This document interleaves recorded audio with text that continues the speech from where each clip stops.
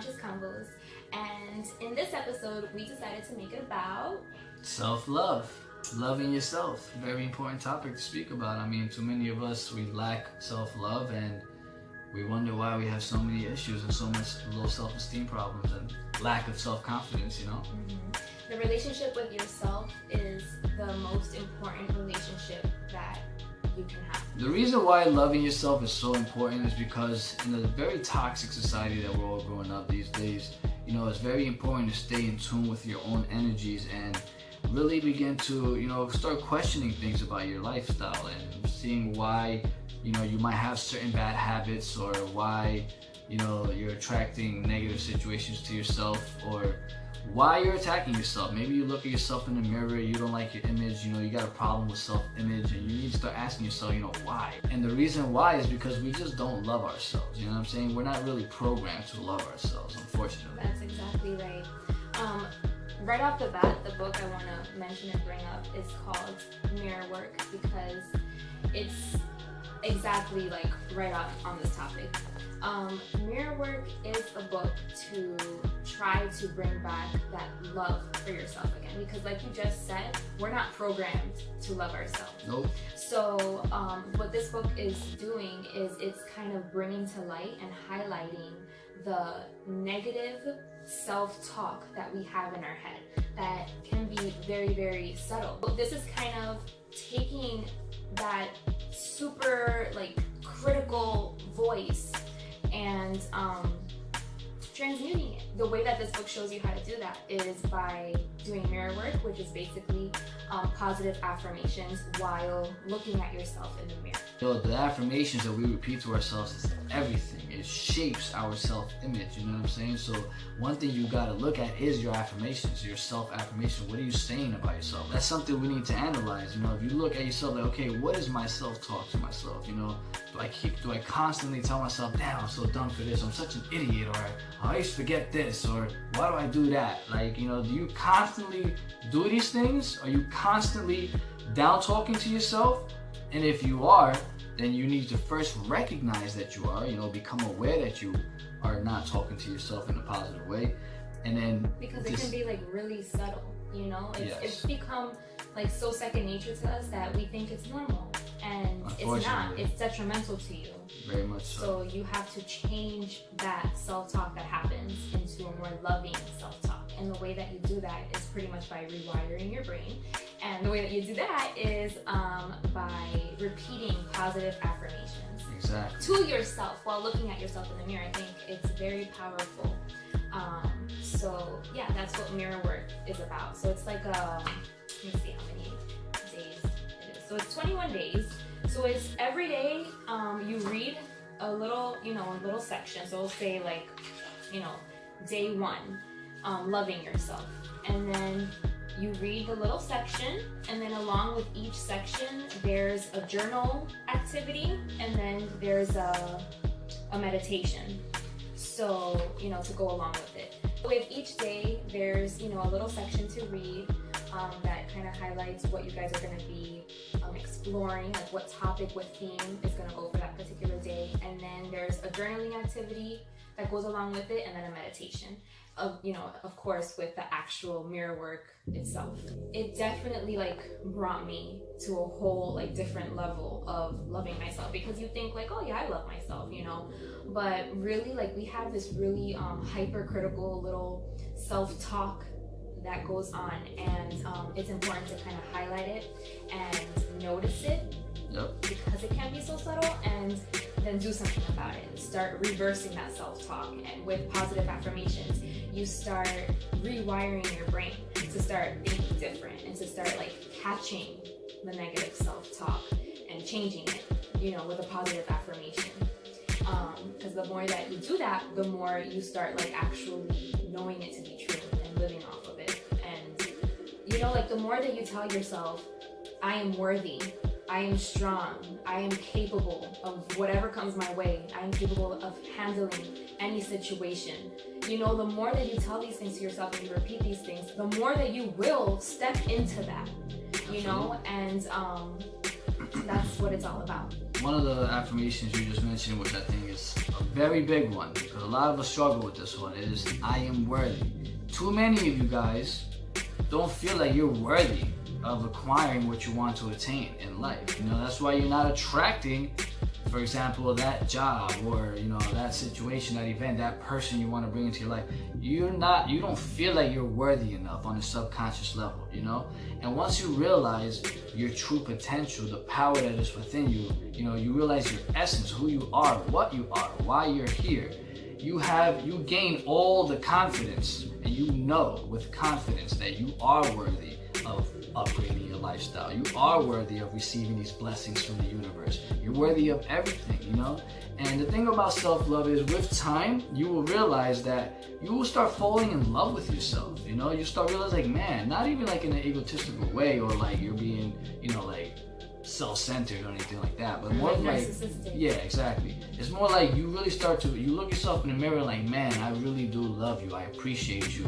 I know sometimes it can be hard doing mirror work and looking at yourself in the mirror and saying things like, I am worthy, and truly not believing it.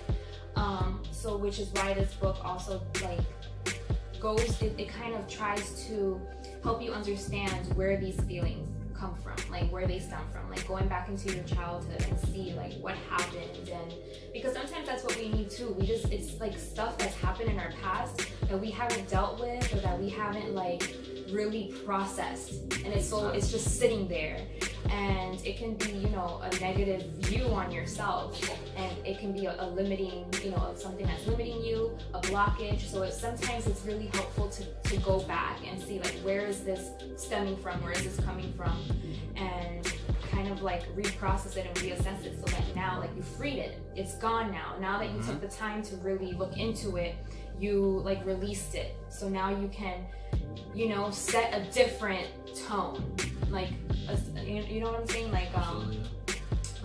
like step into a different belief now, not, you know, not the old one that you had, but step into like a more positive one that's going to support you on whatever it is that, you know, you want to do. So that's one way that you can kind of step back into loving yourself and just truly seeing like, where do you even stand, you know? Because a lot of people, they don't really take the time. Everything is so like, your relationships, people think of like significant others, you know, intimate relationships or friendships, or, you know, family relationships, brother, sister, aunts, uncles, and a lot of people fail to see the relationship with themselves, and that relationship is what sets the tone for all of the other relationships in your life. So that's why that's something that you have to address, like immediately. When you don't love yourself, you will not operate or function at your best capacity. You know what I'm saying? You will not attract and basically go about your day in the best way you possibly can, because there will always be something holding you back from truly believing in your abilities to manifest what you want to believe in, if you don't truly love yourself. Because, you know, it goes back to not feeling worthy enough to experience, you know, what you want to experience, or not feeling like you're good enough, or you're not that confident in your ability to create. You know, lack of self-love will hinder a lot of things for you in your life, like a lot. And like we were saying in the beginning of the video, it goes back to being conscious and aware of how you're speaking about yourself. That's the first step. You have to really pay attention to how you are talking about yourself. Because if you don't, you will continuously, subconsciously, you know, downplay yourself, and you won't attract, change. Yeah, you know? You'll attract more bullshit, pretty much, and people to treat you like you're unworthy, because you believe you're unworthy. You believe it. You're allowing that. That's your Yes. belief system, so that's what you're allowing. But, you know, don't think, oh, the self-talk, you know, like at the end of the day, the self-talk is good, because it allows you to kind of see where you stand. Where are you, you know?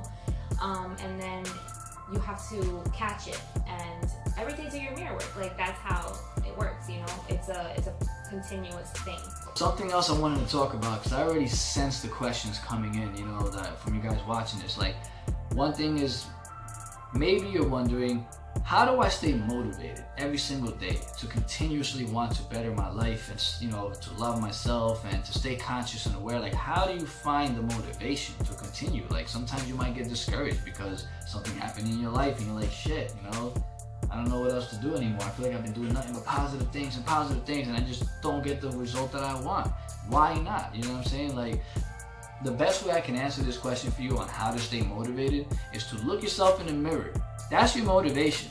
Are you happy with what you see? First thing you need to accept is accept how you look.